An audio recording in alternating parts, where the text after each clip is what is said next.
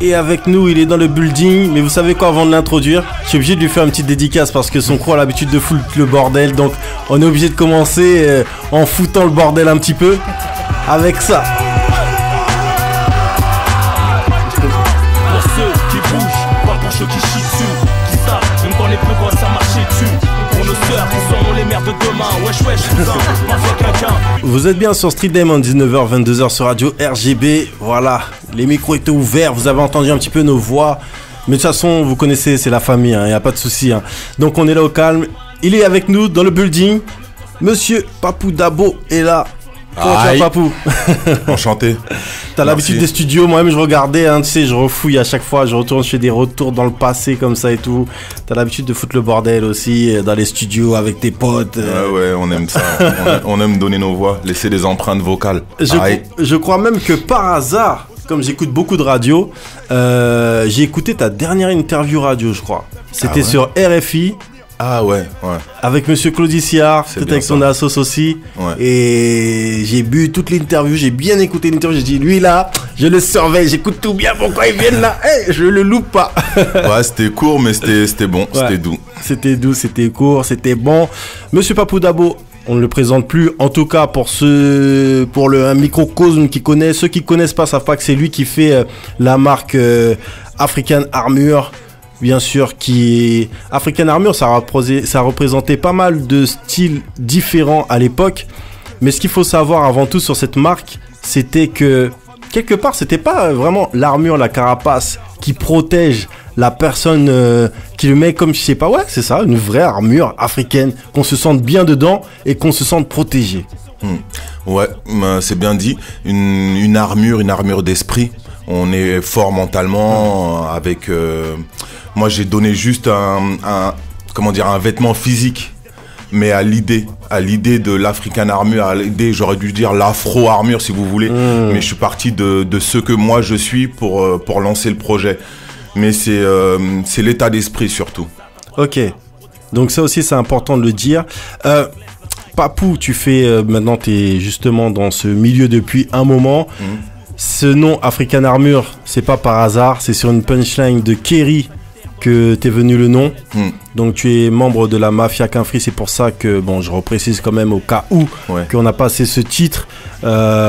Si vous voyez vous pouvez revenir sur les anciennes vidéos de Génération, Skyrock, etc. Vous verrez Papou, il est là en train de pérailler, il tue les bacs, il est là, derrière dans les bacs, c'est le bordel. Non, pas besoin de retourner à cette époque-là. Non, c'était bien, c'était la jeunesse, c'était ce qu'on défendait, le message pour ceux. Là, quand vous mettez pour ceux, African Armure, c'est pour ceux. C'est un comportement, un état d'esprit. Et dans la mafia, on avait ce comportement. En tout cas, c'est ce qu'on voulait revendiquer à travers des artistes comme Kerry, qui était la figure principale, je dirais. De là, j'ai développé la marque Mafia Africaine. Ouais. Et j'ai englobé tout ça dans un truc qui s'appelle African Armure pour agrandir le cercle. Sachant que dans la mafia africaine, on vient de tous les horizons, Afrique, Antilles, Maghreb, même français. Donc l'idée, c'était de pouvoir faire honneur à tout mon crew, tout en touchant un maximum de monde qui se ressemble. Et pour ceux, effectivement, c'est le morceau qui nous a le plus identifié. Ouais, bien sûr, c'est un hymne, mais il y a un truc aussi à dire, c'est que la Mafia Quinfri, le nom c'est Mafia Quinfri, mais c'est juste un gimmick presque, parce que quand tu regardes la Mafia Quinfri, t'as DJ Mosco, je crois il est blanc, non? DJ Mosco, il est blanc. Il y a Tonton du Bled, on se rappelle de Tonton du Bled, voilà, mais il y a aussi Tonton des îles, donc t'as le côté aussi antillais, etc., haïtien, donc c'est vraiment un mélange. Justement, qui sont ceux? C'est qui ceux? C'est ce mix de toutes ces banlieues métissées où on trouve, j'ai grandi avec autant d'Antillais, de Français, de Portugais, je te dirais même d'Asiatiques. Pour ceux, c'est tous ces gens-là qui ont grandi dans une classe sociale inférieure et qui veulent avancer, qui veulent évoluer, monter. Après, dans la musique, on est obligé de mettre des mots, on est obligé de limiter ça à des mots, à des formes, mais c'est pour tous ces gens qui ont grandi dans les quartiers dits populaires. Ok. Papou, moi je me rappelle et quand je t'ai vu la dernière fois qu'on s'est vu, justement je t'en avais parlé de cette collaboration avec Double Goose de la Mafia Quinfri à l'époque. Vous aviez il y avait pas mal de choses. Vous aviez des vrais sapes avec c'était la bonne époque, les sapes avec les grosses matières, super qualitatifs et tout. Il y avait une guerre un petit peu comme ça entre les marques de streetwear et c'était vachement identifié. Mais aujourd'hui, Double Goose, etc., c'est très coté. À l'époque, les gens connaissaient plus ou moins, mais il y avait une qualité de folie et vous profitiez de cette collaboration. Vous étiez, je crois, le seul groupe de rap français. En fait, Double Goose, ils ont surtout travaillé avec 113. Et moi, j'ai un peu refusé ce truc en fait, parce que dans la mafia, on n'était plus nombreux que 3. Ouais, grave. Donc tout simplement, la collaboration s'est faite autour de 113, mais quand on monte sur scène, quand on est nombreux, on ne peut pas avoir 3 en Double Goose et le reste avec des petites vestes jacket là, tu vois. Donc du coup, je me suis décidé à faire mes propres Double Goose, et c'est comme ça que je suis rentré dans le cuir. C'est comme ça que j'ai développé pas mal de produits dans le cuir. Et il fallait que le crew, on ait nos propres Double Goose signés de notre propre marque, parce que mon idée était vraiment de l'indépendance pure. Et Ok, c'est de là que ça vient, les Double Goose Mafia Quinfri. Ouais. Moi, j'ai une question sur ton rapport aux vêtements, parce que depuis le début, tu crées une marque, enfin c'est du textile, tu crées une armure. C'est quoi ton rapport au textile, aux vêtements? À la base, j'en ai aucun. Moi, mon rapport, il est plutôt dans l'esprit que je veux dégager. Le rap m'a dévoilé, comme la musique, comme la danse, comme toutes ces matières qui font partie du hip-hop. Et j'avais besoin de m'exprimer. Et la meilleure solution que j'ai trouvée, c'était le vêtement, à part la musique. La meilleure façon de m'exprimer, c'était le vêtement. Donc j'ai commencé vraiment dans le vêtement, parce qu'en même temps, on était très populaire. Toutes les marques venaient pour nous sponsoriser. On était en train de découvrir le pourquoi du comment ils veulent qu'on porte leurs vêtements. Ah, il y a un pouvoir financier à ça. Donc c'était se développer notre propre marque, développer notre propre pouvoir économique, maîtriser notre image. C'est comme ça que j'ai commencé. Et comme on dit, on est des autodidactes, on est des gens, on apprend le travail. Donc quand j'ai découvert un t-shirt, 2 produits, je sais que j'aime la qualité, donc je suis parti chercher tout de suite des produits de qualité. C'est vraiment une démarche, j'aurais pu faire la même chose avec des meubles. Voilà, j'aurais pu faire la même chose avec n'importe quoi. C'est mon idée, j'aurais pu la transmettre dans n'importe quelle matière et arriver là où je suis arrivé. Et ce rapport du coup avec le textile, entre le moment où tu l'as créé et aujourd'hui? Ah, il a beaucoup évolué. J'ai aussi pris goût au développement du vêtement. J'ai vécu et grandi avec pas mal d'équipes, d'autres marques qu'on s'est tous observés. On a vu les ricains aussi, leur production, et en même temps j'ai aussi grandi. Donc j'ai développé mes goûts, ce que j'ai envie de faire, le pourquoi, l'essence du message, toujours aussi importante pour moi. African Armure est pour moi une pure essence d'énergie qui est perçue différemment en fonction des pays, parce que grâce au concert, on a pu beaucoup voyager et j'ai pu m'apercevoir que le nom, le logo était complètement perçu différemment en fonction des zones où on était. Mais il y avait toujours un combat. Différents combats, mais il y avait toujours un combat. Aux States, c'est le retour aux origines. En Afrique, c'est une forme de fierté. Dans les Antilles de manière générale, parce qu'il y avait le Comore, il y avait le Madagascar, etc., qui eux, j'ai eu des retours géniaux. Les Cap-Verdiens qui me disaient, c'est la première fois qu'on nous associe à l'Afrique. On est fiers d'être de l'African Armure, parce que il y a tout un bloc qui se sont regroupés. Donc c'était génial de découvrir que en fonction des lieux, la marque elle prenait une autre valeur. Donc c'est comme ça que j'ai continué le travail et développé jusqu'à aujourd'hui. Il y a un truc intéressant à dire par rapport à African Armure, c'est que si on regarde bien toutes les marques de l'époque, à part Comate, mais pas Comate, à part certaines marques hip-hop qui n'étaient pas directement liées à un crew, mais dans les marques qui sont liées directement à un crew, t'es le seul en fait qui a persisté. Parce que quand tu regardes Comate, c'est fini. Si on voulait mettre, comment ça s'appelait, Roca, le truc de Sully, c'est fini. Royal Wear. Royal Wear, c'est fini maintenant. Et la marque de Joe Star? La marque de Joe Star, c'est Comate aussi, elle est finie. Et Sully, c'est fini, il a fait un nouveau truc, mais c'est plus un rapport avec vraiment, c'est plus hype, c'est un autre délire. Et en fait, la seule qui est directement venu du hip-hop, de la musique, et qui est toujours, qui a le même nom, qui est la même identité, même si maintenant ça évolue et tout, parce qu'il faut évoluer. Et justement, en parlant d'évolution, déjà, chapeau pour ta durée Young dans Nation. les textiles. Mais justement, mais même pas avant de parler de Young Nation, parce que c'est important, tu dures depuis un moment, ta marque elle a évolué. Comme ta première évolution, je crois qu'elle est en 2007, je crois. Ouais, à peu près. Donc, est-ce que tu peux nous parler de pourquoi tu as dû évoluer? Bien sûr, j'imagine. C'est moi, c'est tout à fait égoïste. C'est mes envies, c'est mes goûts, c'est mes voyages, c'est ce que j'ai pu rencontrer. Je suis dans l'essence, j'avais besoin de développer les produits différemment. Par rapport au message, par rapport à la charte du Mandé sur un t-shirt que j'ai fait en 2006-2007. Qui est un message très important sur l'universalité, les droits de l'homme. Par exemple, c'est un produit que j'avais besoin de faire. Quand je l'ai fait, pour moi, il n'était pas assez abouti.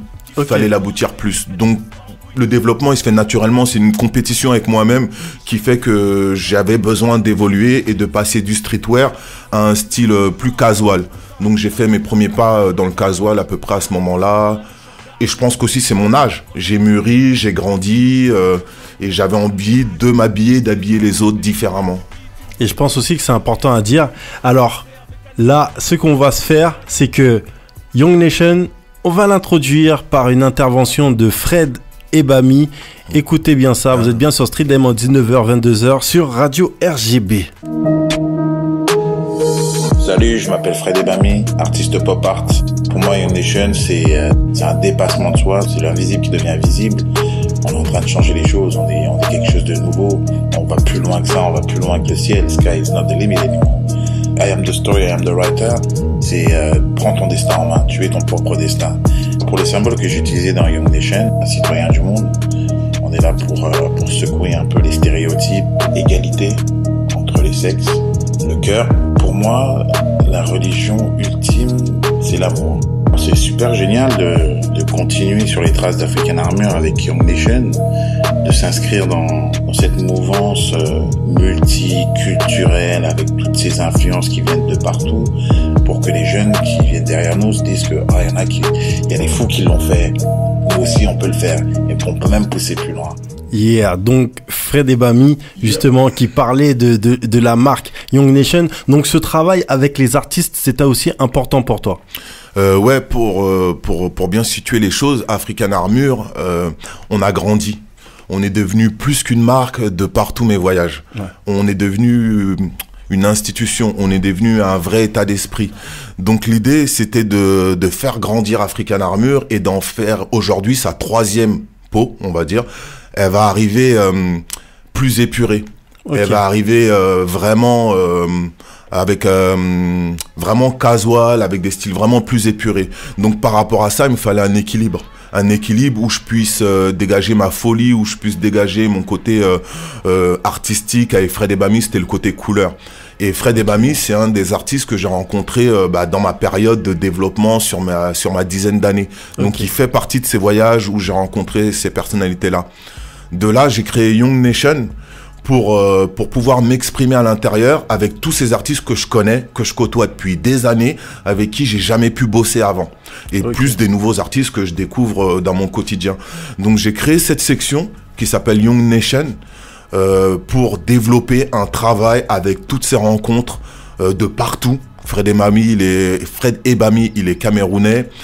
Il a un travail avec l'actualité, il crée des toiles avec l'actualité, avec le présent, il dénonce, il envoie des messages, il a une marque de fabrique qui est beaucoup la couleur, et donc l'idée c'était de combiner mes idées à moi avec sa technique à lui. Okay. Et j'en ai rencontré vraiment beaucoup, une dizaine d'artistes comme ça avec qui j'ai toujours eu envie de bosser, et Young Nation va me permettre ça. D'où le nom, Young Nation.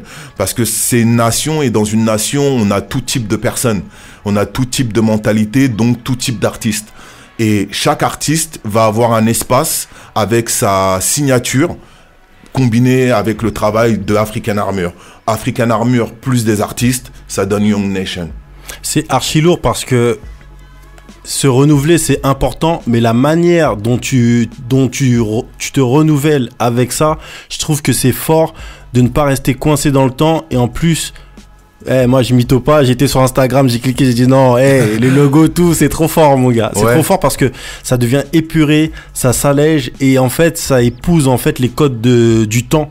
Et ça aussi, c'est important parce que ce qui a fait que, à l'époque, la marque African Armour a cartonné, c'est qu'elle épousait les codes de son temps. Donc, on peut pas s'habiller dans les années 90 comme on s'habille en 2018. Exactement. Et là, justement, ça, c'est très lourd. Et justement, tu as travaillé, donc du coup, Young Nation, on va citer quelques artistes. Il y a Fred Ebami, Alif King, Moussa, Marissois, Aril de Tizi et pas mal d'autres personnes. Et ça aussi, c'est important, encore une fois, parce que ta démarche aussi est une démarche d'éducation. On va parler d'autres choses après, mais dans cette démarche d'éducation, c'est aussi mettre l'art à la portée du tout venant.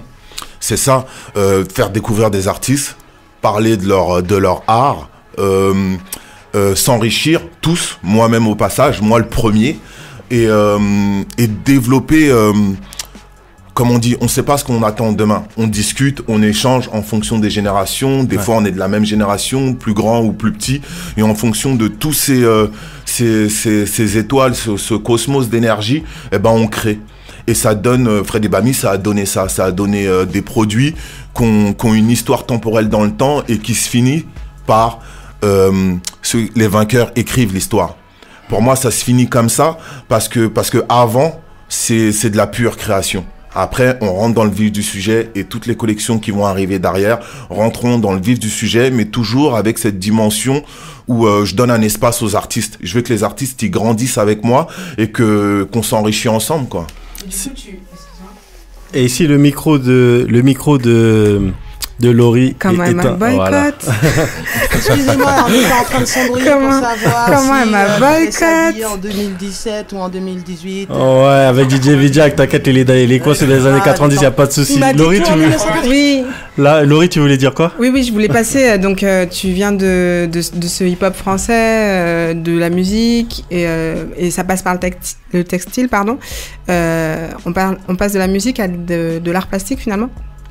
Avec une autre collaboration artistique au final. Est-ce que c'est des moyens, est-ce que tu es un entrepreneur artistique qui utilise, qui touche à plusieurs domaines?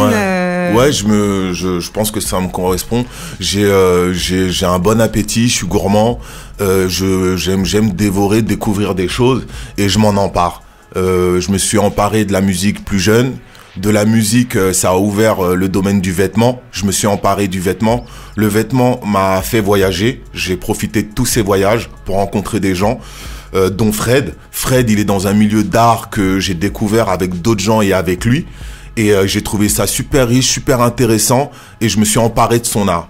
Pour développer, dans le futur, on va carrément faire on va carrément exposer. On va carrément exposer nos produits, plus ce que les artistes font eux-mêmes. Ça peut être de la sculpture, comme des tableaux de Fred Ebami. Il y a différentes diversités d'artistes. Mais mon futur, il est d'aller jusqu'à une exposition à la finale. C'est lourd. Mais justement, toi, qui viens d'un quartier, qui faisait du rap, qui est arrivé dans l'art, tu l'as dit, avec la musique, qu'est-ce qui fait que tu as un tel appétit? Parce que on te croise dans des expos, on te voit dans des avant-premières, on voit que tu es devenu un boulimique d'art, tu rencontres les artistes, on te voit clairement, tu es identifié dans toutes les personnes de la communauté. Je savais pas. On t'est identifié. Non, mais clairement, on te voit dans plein de trucs. Qu'est-ce qui te donne cet appétit de l'art? Qu'est-ce qui a fait cette bascule de découvrir tout, d'aller dans les expos? Il y a des choses, c'est inné, hein. J'ai pas d'explication à ça. Je suis intéressé. J'ai voyagé jeune. Peut-être que c'est une raison, même mineure. J'ai connu les Antilles très tôt dans ma vie. J'ai l'Afrique aussi, les États-Unis. J'ai tout le temps voyagé, donc j'ai compris très tôt qu'il y avait d'autres cultures qui étaient aussi fortes que la mienne, tout aussi importantes que la mienne, et qui avaient aussi des valeurs qui correspondent, certaines, d'autres qui sont complètement opposées et qui me plaisent, quoi. Qui me plaisent tout autant. Je prends toujours le temps dans un pays de vivre avec la population. parce que c'est là que je suis issu. Donc même si j'ai une chambre dans un grand hôtel, il y a beaucoup de chances que je marche dans les rues des quartiers pour m'imprégner des tags. Je suis les tags, je sais ce qui se passe dans le monde du tag sans parler avec aucun tagger, juste avec les murs. J'arrive à lire les messages, les codes, les années, les nouvelles générations. C'est comme ça. Le rap m'a apporté ma vie. Tu vois, je dirais pas, elle m'a sorti de la galère, parce que quoi qu'il se passe, j'allais en sortir, parce que c'est comme ça, faut pas dormir. Mais elle m'a, le rap US m'a apporté, oh waouh, il se passe plein de trucs, il faut aller fouiller. Il y en a, vous avez déjà écouté du rap d'Afrique du Sud? Bien sûr. C'est lourd. C'est excellent, c'est toute une autre dimension, ça n'a rien à voir avec nous. Et c'est toutes ces richesses-là, si je rappais aujourd'hui, je m'enrichirais comme ça. Et il y a Knamam, comment il s'appelle? K-N-A-M, je sais plus comment on prononce. Il est bon. Par exemple, il est d'Afrique du Sud, il est très très lourd. Et il y en a plein d'autres. Il y a aussi une rappeuse sud-africaine là qui déchire grave. Non, mais j'ai du mal dans les prononciations ce soir. Mais justement, il y a quelque chose où tu n'as pas du mal, justement. On a parlé d'art, etc. Mais de Young Nation, il y a aussi l'association African Armure. Okay. Et là, c'est encore, développement et aller vers les autres encore une fois. Encore une fois, African Armure, c'est my building. African Armure, c'est mon empire. C'est notre empire. J'espère que tout le monde va s'emparer de l'African Armure. Sauf qu'African Armure, pour grandir, pour moi, j'ai besoin d'équilibre. On m'a appris à prendre et à donner. On m'a appris à aider celui qui est en dessous moi, comme j'espère qu'on est solidaires entre nous. Young Nation fait un travail de solidarité avec les artistes. On travaille ensemble, on sort ensemble, on gagne ensemble, on perd ensemble et on se fait connaître ensemble. African Armure, elle continue ce travail-là. À côté de ça, on a développé l'association parce que pour moi, tu peux pas t'appeler African sans rien faire dans un monde afro. Je fais exprès de dire le monde afro parce que ça aurait pu être n'importe où. J'ai choisi la facilité, j'ai choisi chez moi qui est le Mali parce que j'ai des contacts, parce que c'est plus facile. Mon objectif, il est pouvoir grandir et toucher plein d'autres endroits. Et puis il y a un côté symbolique aussi parce que c'est le village de ton père. Oui, ouais, ça c'est plus perso, etc. Mais effectivement, je voulais aussi apporter ma contribution à mon village du côté de mon père parce que c'est dur, parce que c'est compliqué et c'est pas évident de pouvoir travailler en direct. Par contre, la marque et l'association, eux, à un autre niveau, ils peuvent contribuer. Donc je suis en collab avec la coopérative du village pour développer une école là-bas qui touche des enfants de 8 à 15 ans. Et l'idée, c'est de travailler avec la faune locale et développer l'école au pays. Parce que c'est en touchant ces jeunes-là qu'on va avoir des générations de jeunes Africains avec des mentalités beaucoup plus importantes que celles qu'il y a actuellement, à part ceux qui font des études, bien sûr. Et pour ça, African Armure va développer une gamme de t-shirts dédiés à l'association pour vraiment financer ces projets-là. Et il y en a deux. Donc l'association, elle se divise en deux choses. Ce premier projet qui est d'aider l'école et de la développer. Et le second projet, c'est d'observer les autres associations, comme celle de Sadia qui fait un road trip pour replanter des arbres. C'est hyper important ce qu'il fait, ça fait 10 ans qu'il le fait. Et pour moi, ne pas participer à ça, ne serait-ce qu'à ça, c'est grave. Voilà, donc j'ai aussi ma conscience des choses et j'observe plein d'associations différentes. Il y a RID avec lesquelles je vais travailler aussi parce que c'est tout aussi important de planter des arbres que de lire et le papier, hein. Bien sûr. Mais c'est tout aussi important et de faire en sorte que nous, notre génération, que nos petits frères se cultivent et jusqu'aux plus jeunes le plus loin possible. Donc si on touche 2, 3, 4%, on aura quand même gagné. L'association va travailler dans cet objectif-là. Tu t'as parlé de cultiver la terre, cultiver l'homme, cultiver l'esprit. Ouais. Donc ça aussi, c'est important de dire ça. Mais j'aime bien comment tu dis ça, mais en plus, c'est super concret. Enfin, moi, j'ai la chance d'avoir le dossier de presse, c'est hyper concret. C'est-à-dire que Papou, là, il vous explique ça en 2 temps, 3 mouvements. Mais en clair, lui, sa vision, c'est la vision de créer une fondation à l'arrivée et d'autofinancer, que la fondation s'autofinance pour pouvoir aider tout un tas de projets, tout un tas d'associations, tout un tas de populations. Donc, c'est vraiment un très gros projet, même à un moment quand Young Nation dégagera des bénéfices, et ben justement, une partie des revenus de Young Nation contribuera justement à cette association. Donc c'est très concret, c'est pas juste du bavardage, il y a des chiffres, il y a des chiffres carrément. Et ça aussi, ça fait plaisir parce que tu vois, souvent on rencontre des gens qui ont un projet, tu vois, ils sont au stade du projet. Ils sont au stade du projet, mais lui, son projet, il est écrit. Tu vois, c'est-à-dire la démarche du gars, elle est sincère. L'association existe, les projets existent. Maintenant, oui, c'est facile de le dire. Ça fait un moment qu'on travaille tout ça et qu'on est toujours en train de le bosser.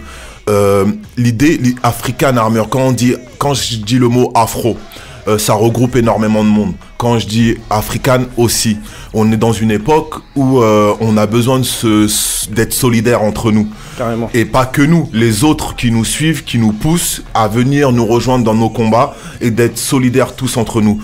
Moi, mon boulot, c'est un boulot de moteur. C'est d'apporter ma mécanique pour solidariser les gens entre nous.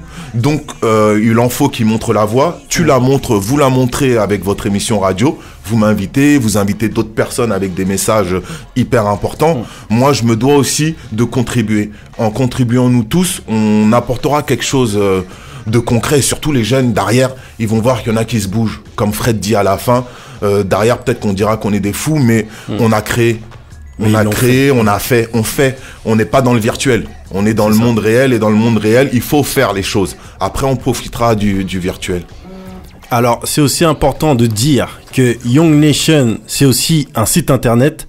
Donc, si on va sur Young Nation, vous savez tous écrire Young Money. Hein. Je vous vois comme ça, là, arrêtez de faire style Young Nation, nanana. Vous savez écrire Young Money, donc youngnation.shop tranquillement et vous tomberez directement sur le site et sur la marque dont on parle. Et si vous regardez bien, dès que vous allez atterrir sur le site, il y a marqué un petit onglet qui va s'afficher moins 20%. Ah ouais, ça c'est le côté commercial, faut bosser. Eh les gars, moins 20%, faut aller. Moi-même quand j'ai vu le moins 20%, j'allais taper direct, crac. J'ai dit attends, laisse passer l'émission. Tu prends pour moi alors hein. Ouais, je prends pour tout le monde, oui.